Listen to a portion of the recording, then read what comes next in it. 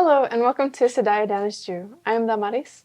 I'm Ryan. And today on our show we have a very special guest. Renelle Rigger is currently a PsyD student at the Chicago School. Renelle is studying for clinical psychology and we are really excited to have Renelle on our show today. Thank you so much for being here. Hi, everyone. As you know, I'm Renelle. I'm very excited to be here as well. It's so great to see some familiar faces. So just to get started, how did you choose the PsyD path? Or actually, could you explain a little bit what PsyD is for us, please? Yeah. So PsyD stands for like Doctor of Psychology. And so how that might differ from when you hear things like MD or PhD or even some master's programs. So a doctorate of psychology does focus more on like the clinical aspects. So like how you apply things such as like in-person therapy. And it's also more expensive on, delivering uh, related to like cognition.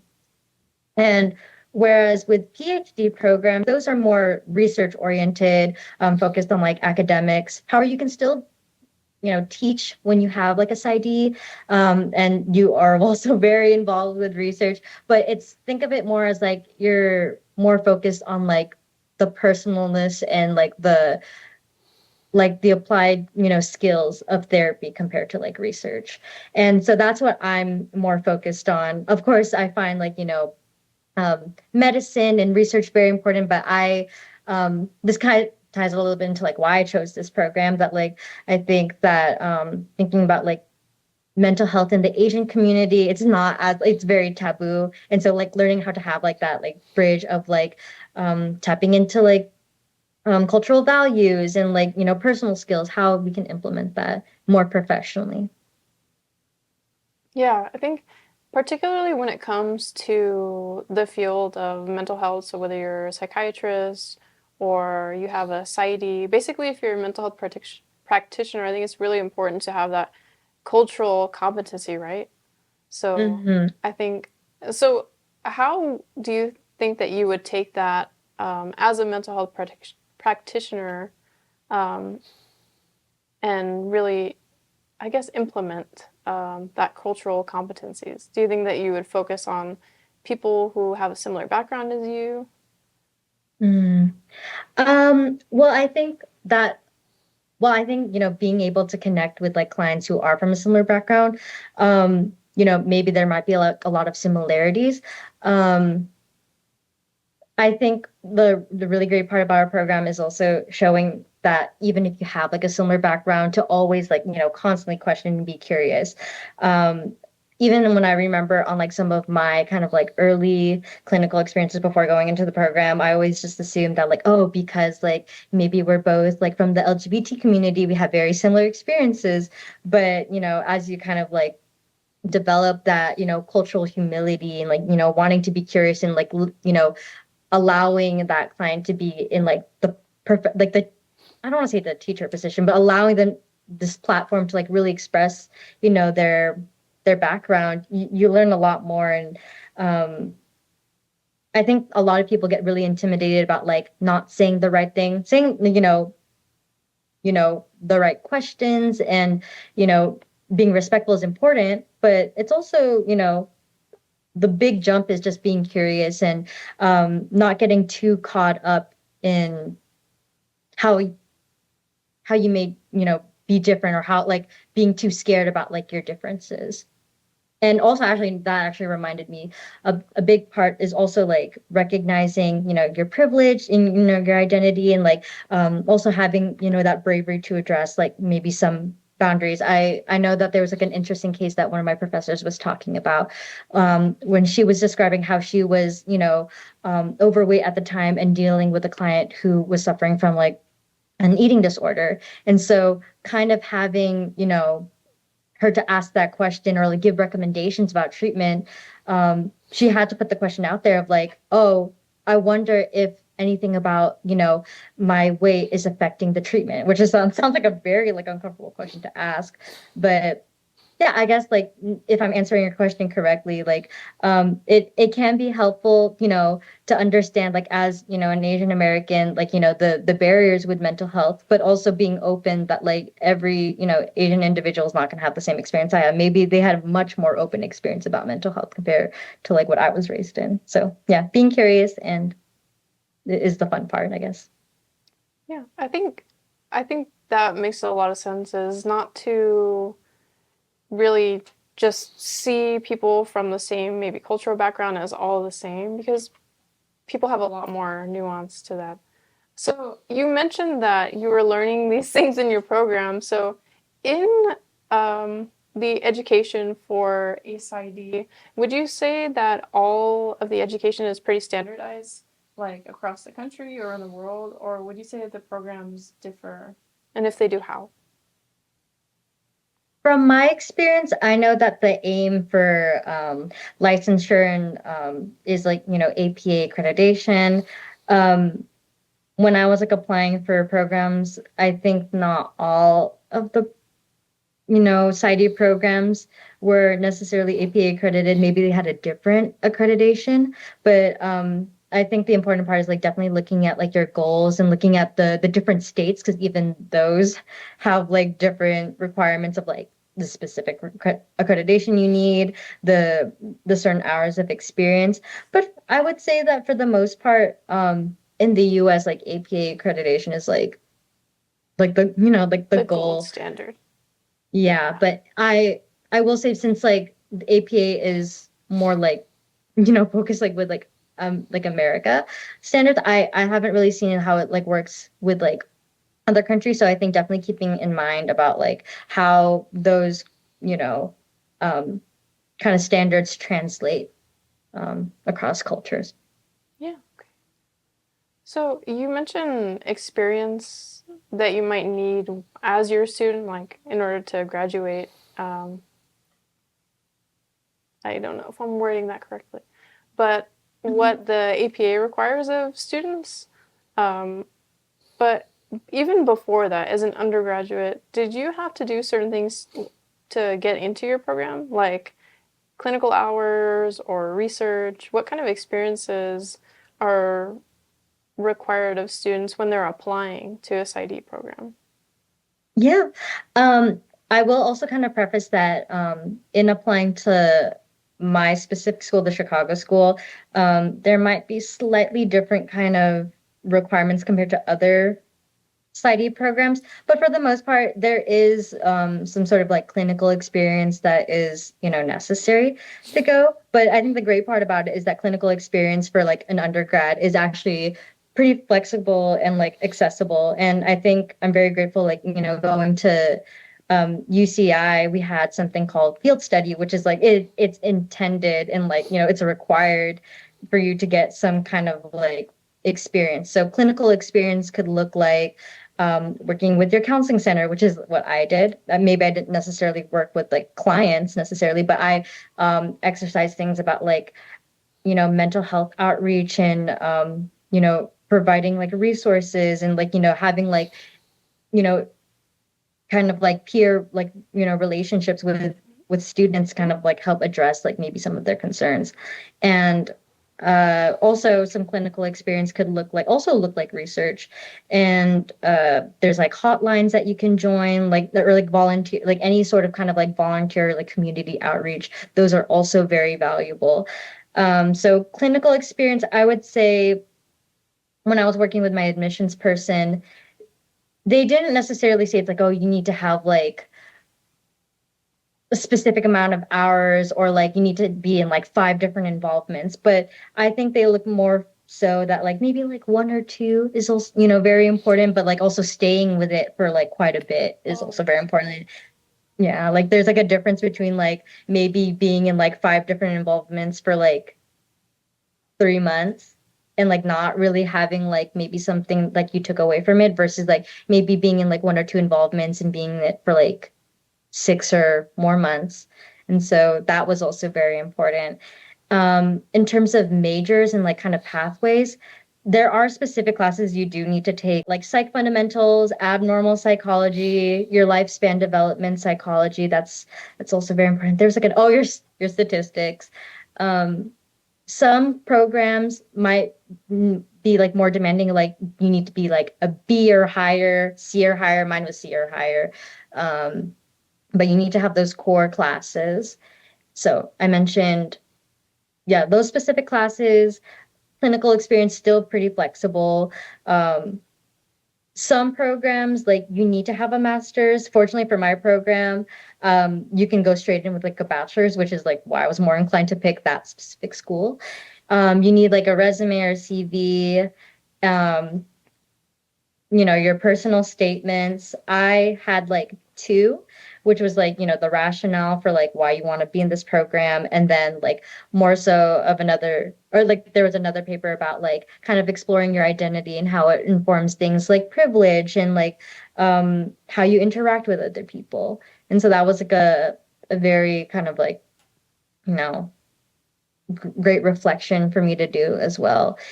And also the one that was also a little bit kind of maybe it might be intimidating for others, but for me, I thought I was like, oh, okay, this was a little bit easy. Is like three letters of recommendation. And so some programs only do two, but three was like um, the requirement there. I didn't have to take the GRE, which is great, but some programs definitely do recommend and require the GRE. So in terms of requirements, yeah, those are kind of like the core ones, I would say. I have a question for you, Renelle. Yes. So, what did you want to be when you grew up, when you were little? And what was, would you say, the most formative or shaping experience that you had um, in the time that, from what you wanted to be when you grew up to now, sitting here? What Mhm. was, would you say, the one experience that made you realize that PsyD or psychology was for you versus other pre-professional pathways and then professional degrees? Yeah. Well, interestingly enough, and like this also does connect to like, what was like that moment that like really made me think like, yes, psychology is the one. I always wanted to be like an animator when I grew up. And I always like would post like a lot of like art. And I made a friend like online and like we would connect about art. But then like all of a sudden, like this was like around like middle school, like all of a sudden around you know, out of nowhere, she kind of like was like, talking to me about like some things that were kind of going on in her life. And, being at home where it was like, mental health is not as talked about, or we don't really talk, get touchy-feely about like emotions and stuff. I just kind of felt like this like really deep connection where I'm like, I'm just being present with this person. I'm creating a safe space for them. I'm being curious. And I was like, wait, like I think there's a career for this. I've seen some stuff about it like in like the shows and everything like that. And already knowing that like majorly my family is like very like, they're majorly doctors. And so like we have like dentists and dermatologists and all these different specialties and it's like, well, technically psychologists are like doctors. Maybe at the time I didn't know it's like oh PsyD, PhD, but it's like I knew roughly that like wow this is a very important career. And I think it was around like maybe like my first or second year of college where I finally started like understanding the differences between like PhD and PsyD because like we had like little like career sections in our lectures which were very helpful. And even just like talk like the faculty having like their own like diverse like backgrounds, like some of them are PhD and PsyD, so that had gave me a lot of opportunities to explore the kind of the differences there. So I don't know if there was any other part of the question I was missing, but that's how I came to, you know, choosing this pathway. That's good. That about sums up my question. And then a follow-up to that would be, when did you have a moment in undergrad or before then that affirmed to you that yes, I chose right. This is the path that I need to continue down. Hmm. Maybe a patient Yeah. experience or something. Mhm. I would say that when I found out about like my LGBT mentoring program with the counseling center there, Just because for like most of my life, there was not really a lot of spaces for like, LGBT support. It always kind of felt like it was like an afterthought or like a stigma. And so like when I realized there was like an opportunity to like, really connect with like, the LGBT like student community there. And I had lots of like, fun like connecting with like my mentees at the time. And I was just like, you know what? I think I like, I really want to do this. And I was really proud of myself for having, being able to ask certain questions. And oh, actually another one kind of came up. But in my peer educator program, um, we're more so focused on like, promoting the mental health resources that are on campus, off campus. And I'm essentially training, well, I also had to deliver them, but in my more later position where I would train the students to like deliver these presentations, um, I would always have to like, see like, the other students and they would always want feedback and they would be a little bit hard on themselves when they would like make mistakes. It's like, I wish I didn't include that information or I wish I wasn't like this. And kind of just like, using like, those skills of like, it's like, oh, well, why are you being this harsh on yourself? Or, like maybe there are alternatives, like that kind of like problem solving, like human connection, that really like woke me up. And I was like, I think, yeah, like all of this is like, adding up to something. Thank you for sharing that. Yeah, I think that's really great. So you talk about how you were a peer educator and then mentioned how later you were a coordinator for the peer education program at the counseling center.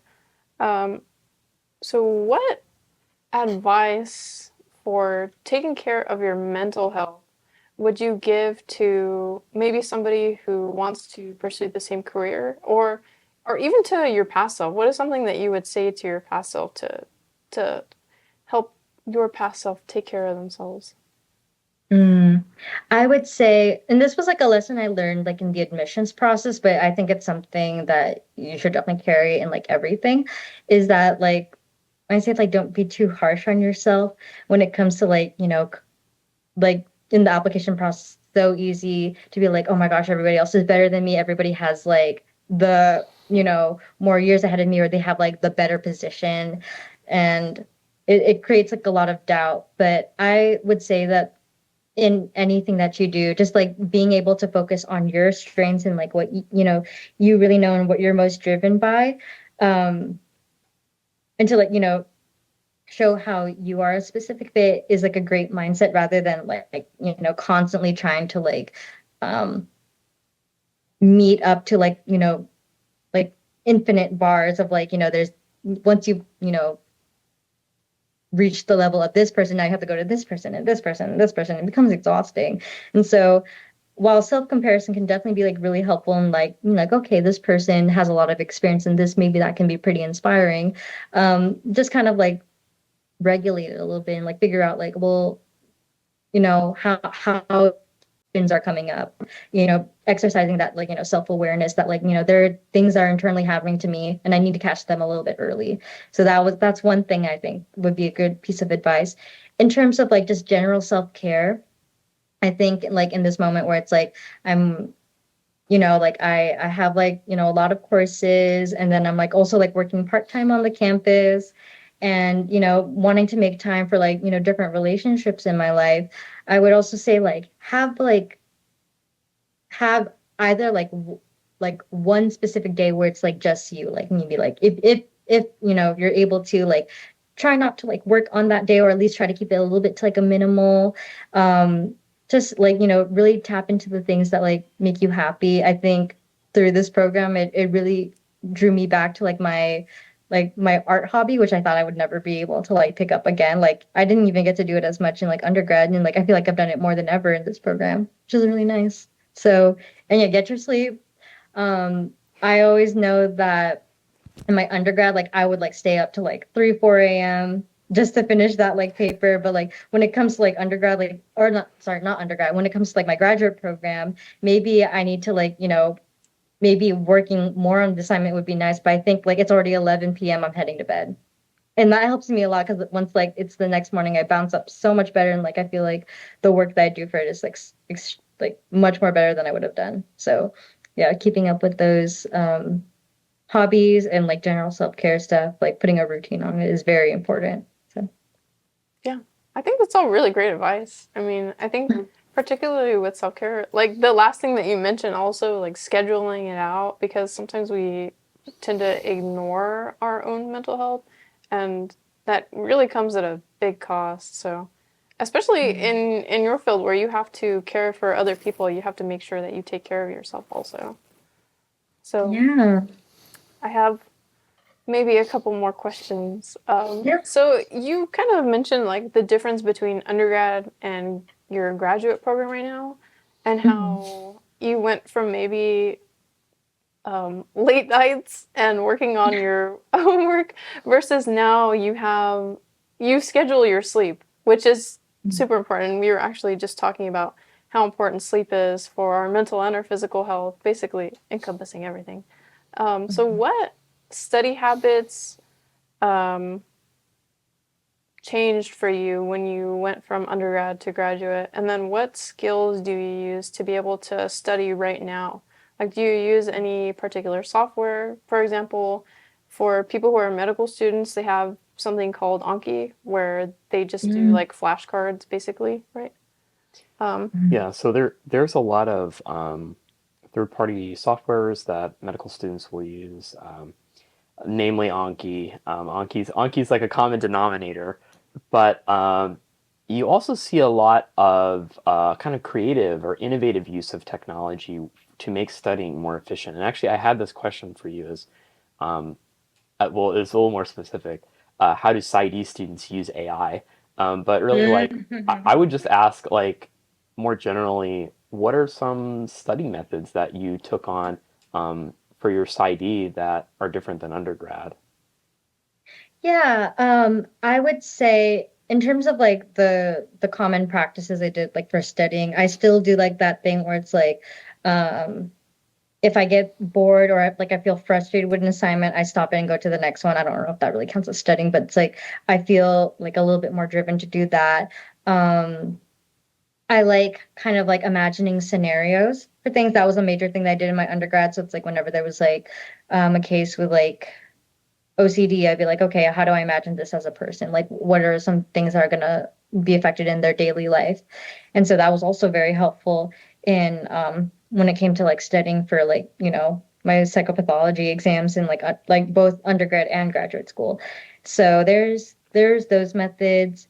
I think the significant difference for me is that just like being able to utilize like other people like your classmates and your faculty like more in-person practice because with undergrad like while there's faculty are still very accessible to you, there's TAs and like I would say that my PsyD or like not PsyD, sorry, my psychological science like you know peers Faculty. like they're very friendly. You can like talk with them, you can study with them, but at least in this program like there's a lot of things that you need to like you can read them but like you have to verbally say it. You have to like know how to like ask the hard questions. You need to like you need the feedback of like okay, is like the way that I'm administering this test like insensitive, or I'm like am I saying it too bluntly? Like I think that's like kind of like a major part of my studies. Like you need to kind of like be in person and like model, so that's like a big challenge for me, but it retains better.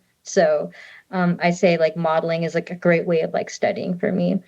um but in terms of your question about like AI, I didn't use necessarily like AI like an undergrad, but like and even like now I'm not as like I know that there's a program called like Notebook LM, and like I think Mm. it's like it can like take the PDFs and like it can make like it into a podcast, which is like Right. great. Or it'll There like was like structure for you your lectures. Great if you have like an audio recording device or something that you can just plug straight into it. It's nice also because the AI kind of does whatever you ask of it if it's flexible enough. Like if you wanted to make flashcards of the same material. And so that's why I ask is because it's kind of like limited by creativity or accessibility. Some of these things, I think Notebook LM parts of it are subscription based. And so I was wondering if you or anyone you know had invested in anything like that. Okay. Yeah, and like We're being told we're all out of time. Yeah, we are unfortunately out of time, but I wish we could keep talking for longer. Yeah, thanks. Thank you so much for sharing, Renelle. I hope this was useful to our viewers, and I had a really good time talking to you. Thank you so much. I had a great time. Oh my God. So we will see you next time.